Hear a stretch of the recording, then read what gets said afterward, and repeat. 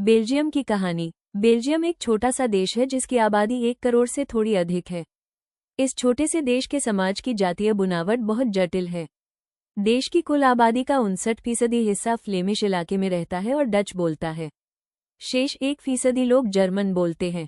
राजधानी ब्रुसेल्स के लोग 80% लोग फ्रेंच बोलते हैं और 20% लोग डच भाषा। अल्पसंख्यक फ्रेंच भाषी लोग तुलनात्मक रूप से ज्यादा समृद्ध और ताकतवर रहे हैं।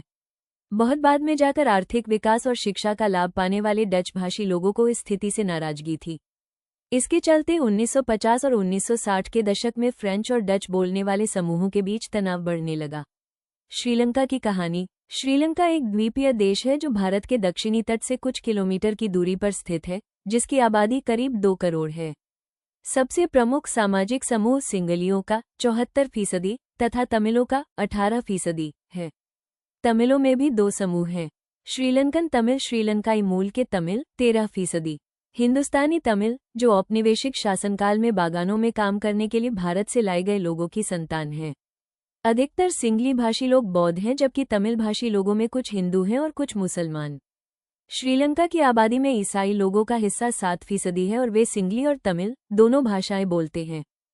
श्रीलंका में बहुसंख्यकवाद। लोकतांत्रिक रूप से निर्वाचित सरकार ने सिंगली समुदाय की प्रभुता कायम करने के लिए अपनी बहुसंख्यक परस्ती के तहत कई कदम उठाए। वे हैं, सिंगली को एकमात्र राजभाषा घोषित कर दिया गया।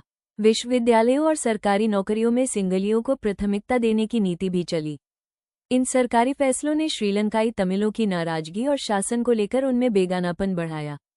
श्रीलंकाई तमिलों ने अपनी राजनीतिक पार्टियां बनाईं और तमिल को राजभाषा बनाने, क्षेत्रीय स्वायत्तता हासिल करने तथा शिक्षा और रोजगार में समान अवसरों की मांग को लेकर संघर्ष किया। 1980 के दशक तक उत्तर पूर्वी श्रीलंका में स्वतंत्र तमिल ईलम सरकार बनाने की मांग को लेकर अनेक राजनीतिक संगठन बने। शीघ्र ही यह टकराव गृहयुद्ध में परिणत हुआ।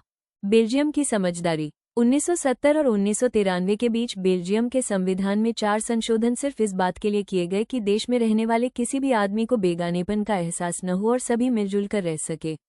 बेल्जियम के मॉडल की कुछ मुख्य बातें। संविधान में इस बात का स्पष्ट प्रावधान है कि केंद्रीय सरकार में डच और फ्रेंच भाषी मंत्रियों की संख्या समान रहेगी। केंद्र सरकार की अनेक शक्तियां देश के 2 इलाकों की क्षेत्रीय सरकारों को सुपुर्द कर दी गई हैं। ब्रुसेल्स में अलग सरकार है और इसमें दोनों समुदायों का समान प्रतिनिधित्व है। डच, फ्रेंच और जर्मन बोलने वाले समुदायों द्वारा चुनी गई सामुदायिक सरकार का प्रावधान, जिसे संस्कृति, शिक्षा और भाषा जैसे मसलों पर फैसले लेने का अधिकार हो।